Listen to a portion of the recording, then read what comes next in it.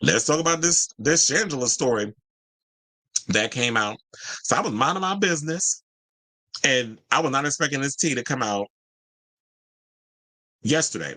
So a friend of mine called me, and he was like, because I got to keep my sources quiet.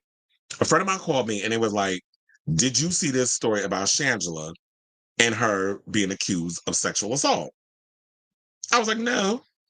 So where does he come from? He said, "Go to Dakota Payne, the adult film star. I also think he has a show with Honey Davenport or whatever the case is. But anyway, so and so it's like go to his Instagram stories and look what he posted because apparently she appeared at some event, and I'm gonna show y'all because I took the screenshots and posted it on my Twitter so that way I could actually mirror it and show it to y'all.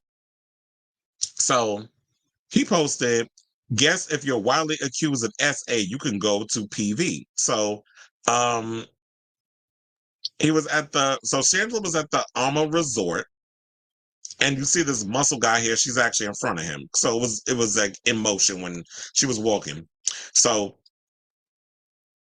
um I had posted on my page, it was like, Dakota Payne took his IG story that said it revealed that he was SA'd by drag performer, hashtag drag race of We're Here alum Shangela. So then she went and also pointed, where is it? Oh, so there was another one that said, um, as someone who was R word by Shangela, I lose my cool when I see there are no consequences and see him just working the pride circuit as if nothing happened. Not effing okay. And this has been an argument that I've noticed that I've been having a lot of situations when you have problematic ass people, especially ones from Drag Race. When at one point when Sharon Needles was accused of being a racist and a groomer and all that other stuff, and how once all of that tea started coming out, she was still working. But then it came, I don't know what it was, where it came to a certain point where, yeah, she ain't getting booked no damn more. And I've noticed because I saw this video, I think it was from Green Gay or something on YouTube, and everybody was looking. This, I think they did a video on Fifi O'Hara, which I haven't gotten around to watching yet, but it's in my queue to watch. I saved it to watch later on, and everybody was like Team Fifi, and Fifi was right. We ain't see it then, we see it now. So, and there've been a multitude of people that have come out and said that Shangela essayed them. We talked about it on this show. Daniel McGarrigle, who I interviewed, and he sat down and told me his story. It's on my YouTube channel, where he basically gave a full blow by blow of what happened that he could talk about, legally, that he couldn't get too deep in because we had to find out what the tea was. So then I went over to Reddit, and they posted this. So they said, an article about Shangela and her history of SA. Maybe I should share my story too. And then, added the Rolling Stone article. So I guess this is the old Rolling Stone article that was done where they went and did a whole deep dive about, Daniel McGarrigle, unless his article is in that story or he told his story in Rolling Stone.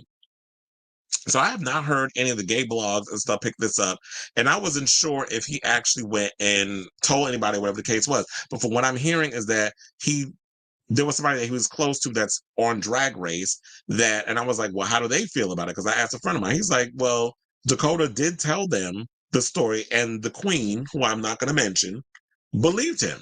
And they're close with Shangela too. So they were like, so I get it. So now it's just like, okay, so now I know certain people are between a rock and a hard place where it's like, oh yeah, I'm friends with Shangela. I've worked with Shangela, but what do I do? I'm like, well, look, if there's multitude of stories and accusations that came out about this queen and this person that has done things to people, I'm sorry, but I'm not fucking with them. Like, I'm not working with you. I'm not hanging with you because if I want to get lit at the club, you might slip some shit in my drink. Which isn't that the tea of what they were saying that she was doing? That she would get you liquored up and putting poppers under your nose, whatever the case was. So I don't necessarily know the drastics or the blow by blow or the full explicit of what exactly Shangela did to them. And I hate the argument of people talking about, oh, well, she's so small. She can't do so. She would never do something like that, because y'all be thinking that just because people appear to be short and scrawny, whatever the case is, that they ain't got the strength of David. I mean, sorry, the strength of Goliath to hold somebody down and do all kinds of things to people. But they can get you inebriated to a certain point. Or just because people look a certain way, don't think that they're stronger than they look. Because sometimes looks could be deceiving. So, like we were saying, like I've said many times, with many people who've been abused, essayed, whatever the case is, if someone says somebody did something to them, let's believe when they come out and say that stuff has happened to them. So yeah, if Dakota Payne done said that Shangela did something to him, believe the story. And people's in the comments, they said, one person said, this has been spoken about in satellite subs for years. I'm glad it's finally coming out. Another person said, I find the tendency to treat SA or whatever happened here, revelations like you dropping an album, to be very off-putting. Okay, go suck a dick with that comment. They said, I get what you mean. Like, rather than vague book about it, you really have to decide one way or the other.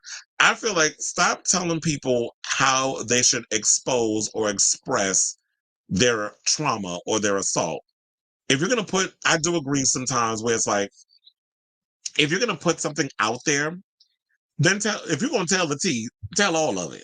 Don't give little crumbs and be like, well, stay tuned for when I'm gonna put out the full tea. But I feel like at the same time, you can't run around telling people how to react to things. You can't tell people how to spill their trauma or reveal certain things about what had happened to them. When Dakota is ready to spill his tea, he can do it. And just like I put that when I was the only one that did the whole Daniel McGarrigle story and put it out there.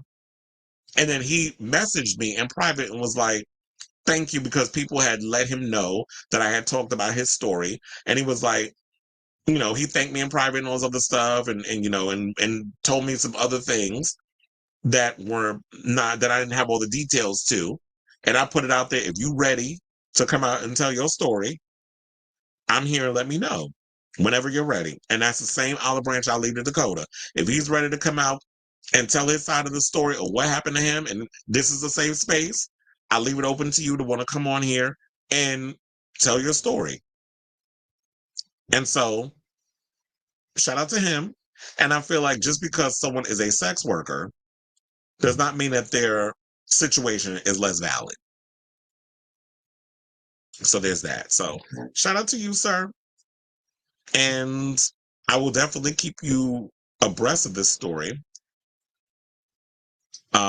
as it develops. But then someone else also said, because I forgot to read the last comment, they said, I don't know, I give this a little grace. It is so hard to talk about assault, even more so when your assailant is famous. Knowing you have other support before you speak can be very important. And let me add to that too, like a lot of y'all, I think y'all seem to forget that it is not easy to come out and say that you've been assaulted. Nobody wants to just all of a sudden I don't see any positive whatever that comes out of, oh, I want clout. Oh, I want to be famous. Oh, I want to be this big whatever. So let me just say someone, assaulted me. Let's say somebody R'd me because I want my 15 minutes of fame to be bigger or whatever, because I want financial compensation. Like, people sound dumb when they say that stuff. And it's like, if you've never been a victim of SA or whatever the case is, then don't speak on it. Have a little empathy for people who have the balls to come out and say something about this, especially because not only are women, not treated well when it comes to speaking about their essays, their assaults or rapes or whatever the case is, because a lot of assaults with women are underreported because they don't go believed or whatever the case is, and there's shame behind it. But gay men deal with that too. When men are supposed to be perceived as, oh yeah, we can overpower people. We're not supposed to be weak. We're supposed to be the stronger sex. We're supposed to be, alpha males, whatever. So when you come out and you actually speak about assault, that is shown as a sign of weakness, or the police won't take it seriously, which we've seen a lot of that happen too. You're supposed to be a man up. We hear all those things. So let's not just push stuff like that to the side. And show a lack have a lack of respect for people who come out and have the balls to speak about what's happened to them. So definitely let me know what you guys think of this story down below.